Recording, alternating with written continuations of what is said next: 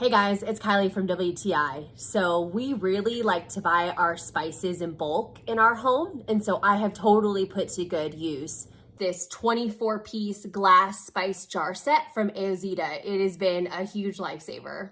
These spice jars are really easy to fill, and the pack comes with a funnel to help ensure that you don't make a big mess, so that's really helpful.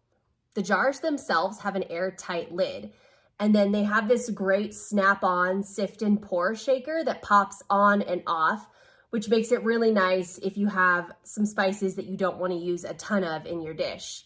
The pack also comes with labels, so you can put the label on the top of the lid or on the side of the jar, and that makes it really nice depending on how you want to store the jars. I really like having these spice jars in my kitchen. Not only are they really nice to look at, everything just looks nice and uniform, but they're really easy to have around, and it's just nice to be able to buy my spices in bulk. That's been really helpful. And that's my point of view.